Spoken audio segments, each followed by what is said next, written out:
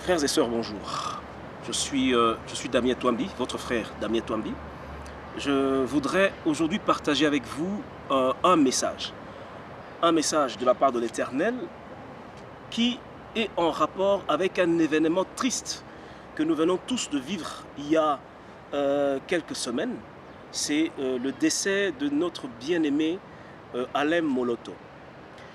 Moi, je voudrais saisir cet événement triste pour essayer de passer un message qui aura une connotation non seulement spirituelle, parce que le frère Alain Moloto, c'était un homme spirituel, mais aussi une connotation politique, parce que notre bien-aimé Alain Moloto a fait aussi un combat politique qu'il a essayé de faire évoluer dans un contexte beaucoup plus spirituel.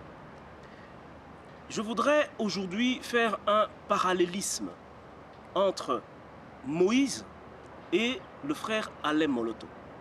Lorsque nous retournons dans les Écritures, lorsque nous voyons l'histoire de Moïse et le peuple de Dieu, vous allez remarquer, bien aimé, que Dieu choisit Moïse. Il désigne Moïse pour aller délivrer le peuple d'Israël d'entre les mains de Pharaon l'oppresseur. Qu'est-ce qui se passe lorsque Dieu choisit Moïse, lorsque Dieu lui donne la mission d'aller délivrer son peuple des mains de Pharaon? Moïse, dans sa réaction, il refuse. Il présente ses faiblesses devant l'Éternel. Il dit par exemple à Dieu, « Comment pourrais-je parler devant Pharaon? Je ne suis pas éloquent, je bégaye, je ne peux pas parler, je n'ai pas d'éloquence, je n'ai pas une verve oratoire qui peut permettre que je puisse bien passer le message, que je puisse être convaincant. » Lorsque l'Éternel écoute ceci de Moïse, Dieu se décide d'équiper Moïse. L'équipement de Moïse a consisté en quoi? La première chose, c'était Aaron. Dieu met aux côtés de Moïse Aaron. L'Éternel lui dit, Aaron pourrait parler, mais au même moment, l'Éternel donne à Moïse des capacités communicationnelles. Parce que plus tard, vous allez voir qu'il n'y avait pas que Aaron qui parlait, Moïse parlait aussi. Dieu donne encore un autre équipement à Moïse, c'était le bâton, la verge qu'il donne à Aaron. Nous savons tous qu'est-ce que Moïse et Aaron ont eu à faire avec la verge leur donnée par l'Éternel. Vous vous souviendrez que grâce à cette verge, elle a réussi à avaler les serpents présentés par les verges présentées par l'oppresseur, qui se sont transformés en serpents. La verge de Moïse a réussi à les avaler. C'est grâce à cette verge que Moïse a réussi à séparer en deux les eaux de la mer Rouge. Je reviens sur cette réalité de Moïse. Je disais qu'il n'avait pas de capacité de communiquer. Dieu l'a équipé. Je parle d'un parallélisme avec le frère Alain Moloto. Ce frère avait reçu le fardeau du Congo. Lorsque vous écoutez ses chansons, il y a même un album où il n'a fait que chanter sur la délivrance du Congo. C'était des prières, des supplications à l'Éternel pour que le Congo soit délivré. Nous allons remarquer que ce frère a eu des capacités communicationnelles impressionnantes. C'est un équipement que Dieu lui a donné, tel qu'il avait fait à l'époque avec Moïse. La chose qui nous a marqué le plus chez ce frère Alain Moloto, c'était sa manière de parler, sa manière d'harmoniser les phrases, sa manière de présenter les vers et surtout le contenu de ce qu'il présentait aussi généralement comme message. Dieu l'avait équipé des capacités communicationnelles pour une mission bien déterminée. Ensemble, nous savons que vers ces derniers jours, même pas vers ces derniers jours, il y a de cela 2 ans ou plus, notre frère Alain Moloto a créé un concept, une action qu'il a appelée Éden. Éden, qui veut dire ensemble pour la délivrance de la nation. Moïse reçoit la mission de délivrer le peuple de Dieu d'entre les mains de Pharaon. Dieu lui donne des capacités communicationnelles. Dieu donne des capacités communicationnelles au frère Alain Moloto, avec l'instrument, un autre équipement, Eden, dans lequel il exploite ses capacités communicationnelles pour faire passer le message de la délivrance de la nation congolaise. Je ne m'arrête pas là, je vais aller plus loin. Vous allez constater que Moïse, alors que Dieu lui dit d'aller faire sortir son peuple des tourments, de l'oppression, et l'amener à la terre promise, curieusement, Moïse n'est jamais arrivé à la terre promise. Moïse n'a pas atteint la terre promise. Moïse a salué de loin le pays que l'Éternel donnait à son peuple. Moïse a eu l'occasion de contempler de loin les dimensions. La Bible décrit même de loin la dimension et même la manière dont était constitué de manière harmonieuse le pays que l'Éternel donnait à son peuple. Moïse a vu ça de loin. Il a salué cela de loin. Notre bien-aimé Alain Moloto, si il était vivant ou avant qu'il ne meure, il était convaincu que sa mission n'était pas encore terminée parce que jusqu'à ce jour, le Congo n'a pas encore connu de délivrance. Mais le bien-aimé Alain Moloto a gagné des batailles, comme Moïse. Moïse a gagné plusieurs batailles sur le chemin vers la terre promise, dans le désert, devant la mer Rouge, devant la poursuite dont ils étaient l'objet de la part de l'armée de Pharaon. Mais Moïse a connu plusieurs victoires dans ces batailles. Notre bien-aimé frère Alain Moloto a connu plusieurs victoires. Parce qu'aujourd'hui, on le remarque, regardez l'impact que son message a eu au niveau national et international. Il n'y a aucun homme au Congo qui a été pleuré comme le bien-aimé Alain Moloto. Il a impacté beaucoup de vies. Il a changé beaucoup de choses au niveau international, dans l'Église, corps du Christ, la manière d'adorer, la manière de prier, la manière de supplier l'Éternel, la manière de servir Dieu. Ce sont des victoires. Aujourd'hui, il a suscité un réveil spirituel au milieu du peuple de Dieu, au milieu des Congolais, pour être conscientisés par rapport à la délivrance de la nation. C'est une victoire devant une bataille.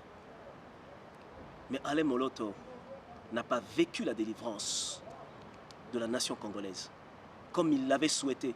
Moïse avait souhaité aussi arriver à la terre promise. Dieu a jugé autrement. Et aujourd'hui, Dieu a jugé autrement. Alain Moloto n'a pas vécu la délivrance de la nation congolaise. Mais comme Dieu est bon, je continue mon parallélisme en mettant cette fois-ci en exergue Josué. Lorsque Moïse meurt, Dieu établit un autre homme de Dieu qui avait des qualités. Cet homme, c'est Josué. Cet homme intègre. Cet homme rassembleur. Cet homme stratège. Vous allez comprendre pourquoi je dis que c'est un stratège. Josué. Dieu élève Josué. C'est Josué qui a réussi à conduire le peuple de Dieu jusqu'à la terre promise. Lorsque nous lisons ce que Dieu lui dit, il lui dit « Fortifie-toi et prends courage, car c'est toi qui mettras ce peuple en possession du pays que j'ai juré à leur père de leur donner. Fortifie-toi. » Dieu ne dit pas que je vais te fortifier. Il dit à Josué, toi, fortifie-toi et aie bon courage en agissant fidèlement selon toute la loi de Moïse, mon serviteur, t'a prescrite, ne t'en détourne ni à droite ni à gauche, afin de réussir dans tout ce que tu entreprendras.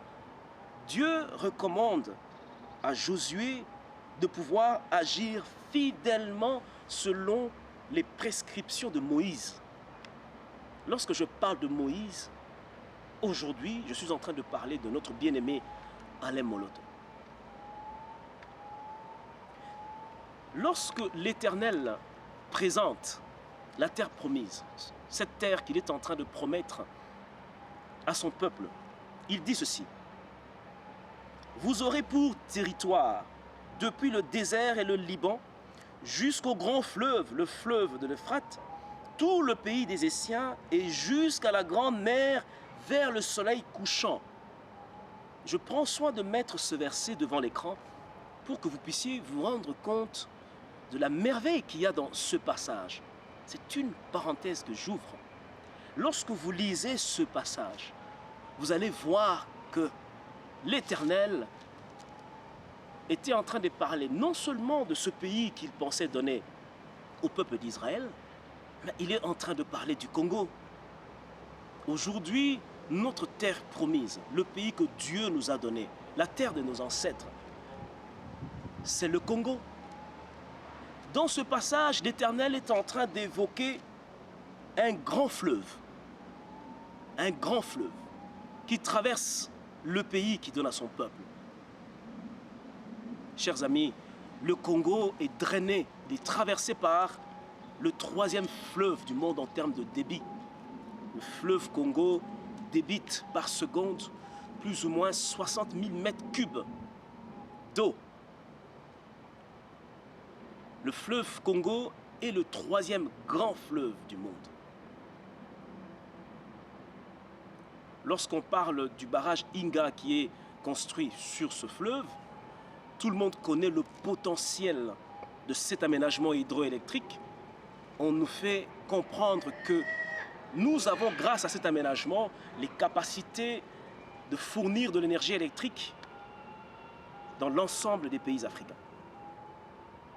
Dieu met en exergue le grand fleuve. Ce qui est encore très intéressant dans ce passage, il est en train de montrer les dimensions du pays. Il dit jusqu'à la grande mer vers le soleil couchant. Jusqu'à la grande mer. Mais bien aimé, le Congo, à l'ouest, vers le bas Congo, débouche sur l'océan. Il débouche sur une grande mer, l'océan Atlantique. Et on précise plus loin, vers le soleil couchant. Au Congo, le soleil se lève à l'est et il se couche à l'ouest. L'embouchure du fleuve Congo se trouve effectivement à l'ouest. Le fleuve Congo se déverse à la mer à l'ouest. Ce sont des caractéristiques, bien aimées, qui nous montrent que le Congo est cette terre promise à son peuple que nous sommes par l'Éternel. Aujourd'hui, c'est Josué. Aujourd'hui, Moïse est mort. Ale Moloto est parti. Mais l'Éternel a fait sa promesse. Ce n'est pas un architecte des œuvres inachevées. Il est derrière sa parole pour l'accomplir. Ses promesses, il les accomplit. Le peuple d'Israël a vu Josué l'amener jusqu'à la terre promise. La grande question aujourd'hui pour le Congo, c'est qui Josué? Le frère Alain Moloto, le Moïse, a fait sa mission. Maintenant, c'est Josué qui doit ramener le peuple congolais vers la terre promise qui est notre Congo prospère, tel que l'Éternel le révèle dans sa parole.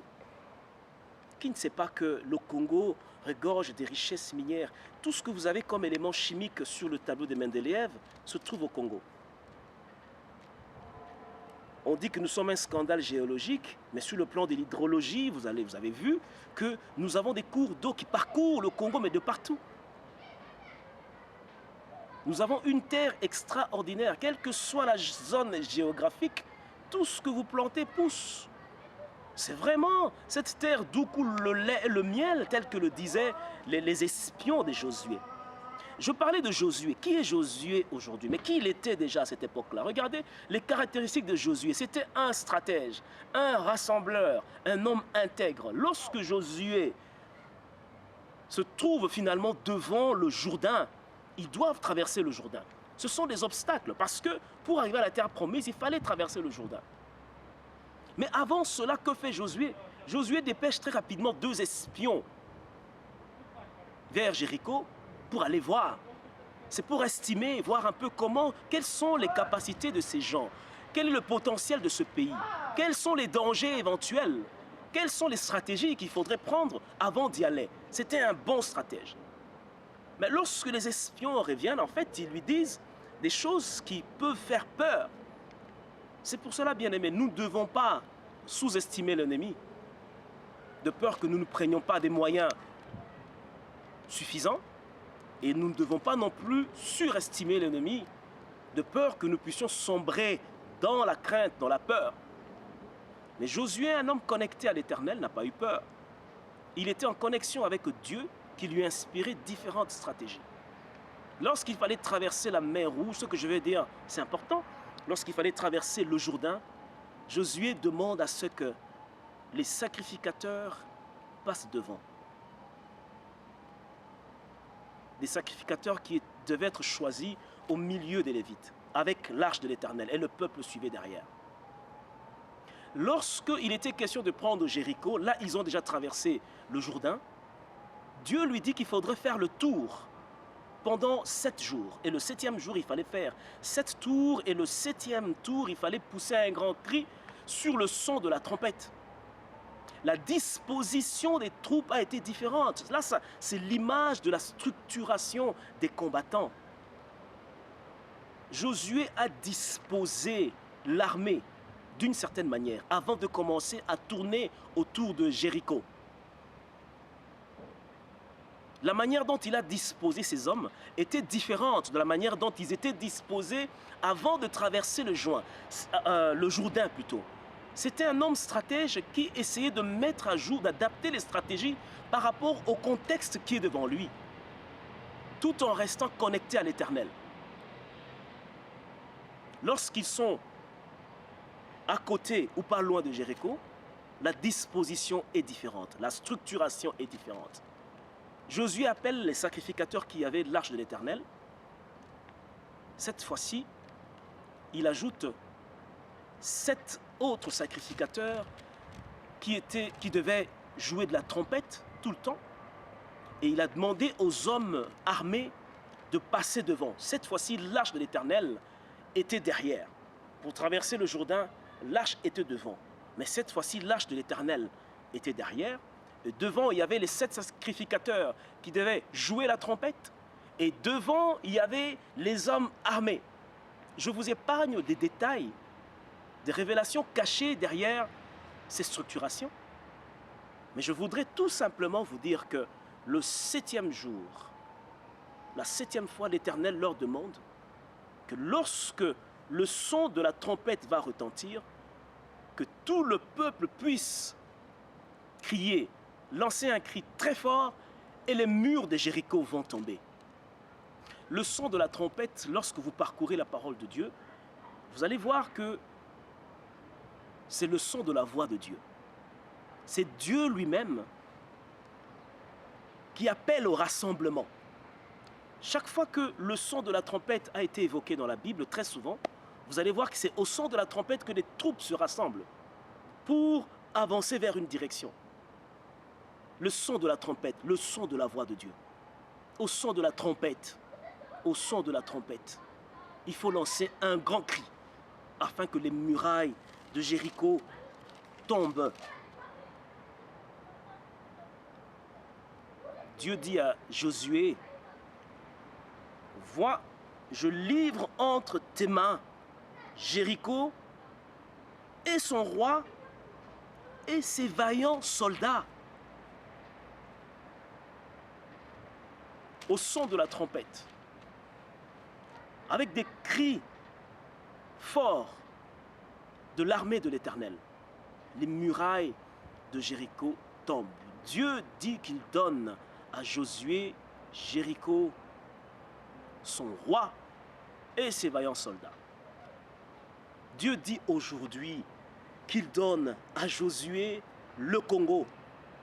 Dieu nous dit aujourd'hui, ça c'est un message que le bien-aimé Alain Moloto a déjà déclaré, que nous avons la victoire. Dieu a mis aujourd'hui par terre l'ennemi.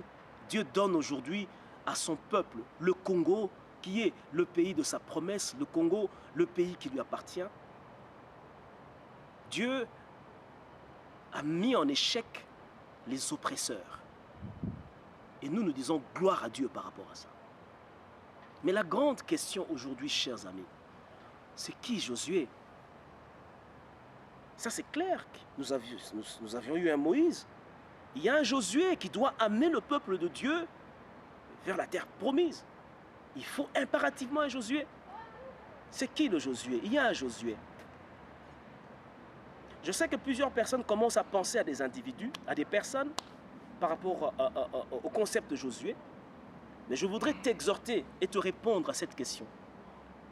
Mon frère, ma soeur, aujourd'hui, Josué, c'est toi. Aujourd'hui, Josué, c'est moi. Aujourd'hui, Josué, c'est ton frère, c'est ta soeur, c'est ton pasteur, c'est ton évêque. C'est ton frère en Christ, c'est ta soeur en Christ. Josué, c'est ton collègue, c'est ton ami combattant. Josué, c'est toi et moi. En d'autres termes, lorsque nous serons dans les caractéristiques de Josué, ça veut dire un homme qui rassemble, un homme qui sait structurer, un homme qui a l'écoute de Dieu, un homme qui a la vision, un homme qui est stratège. C'est en ce moment-là que l'Éternel réalise ou met en exergue ce qu'il a promis. Ça veut dire, il nous donne Jéricho, son roi et ses vaillants soldats. Je voudrais m'arrêter là en t'exhortant, cher ami. C'est toi, Josué. Tu dois, à partir de maintenant, arrêter de penser que la délivrance du Congo viendra de X, Y ou Z. La délivrance du Congo vient de toi. C'est ton investissement dans le processus de la délivrance de la nation à travers cette action d'ensemble. Nous avions dit que Josué est un rassembleur. Nous avions vu dans le concept Éden, le premier mot qui en ressort, c'est ensemble. Ça veut dire le rassemblement. Et quand je parle du rassemblement ici, je ne dis pas que nous devons tous marcher dans une même structure, non. Tu peux être membre d'une église X, tu es membre d'une église Y. Tu peux être membre d'une dynamique de combattant X ou d'une autre dynamique de combattant Y. Mais il faudrait que nous ayons tous le même esprit. Il faudrait que nous ayons tous la même vision. Il faudrait que nous cheminions tous dans le même sens. Même le peuple d'Israël, lorsqu'il marchait ensemble. Mais là, il y avait quand même 12 tribus d'Israël. Il y avait 12 tribus d'Israël. Ça veut dire que c'était des gens qui avaient des cultures différentes, mais qui marchaient ensemble parce qu'il y avait un seul objectif, une même vision. C'est ça, Josué. C'est toi et moi, investis dans ces caractéristiques-là, dans ces qualités-là. Une même vision, un amour mutuel, une structuration et des stratégies. Je vais m'arrêter là, mais je reste à ta disposition. Mon frère, ma soeur, je reste à ta disposition. Si tu as une question quelconque que tu voudrais me poser par rapport à ce que je viens de dire, si tu as un enrichissement à donner par rapport à ce que je viens de dire, si tu as un apport particulier à ajouter par rapport à ce que je viens de dire, Dieu te bénira parce que tu auras édifié encore beaucoup de personnes. Que Dieu vous bénisse. Merci.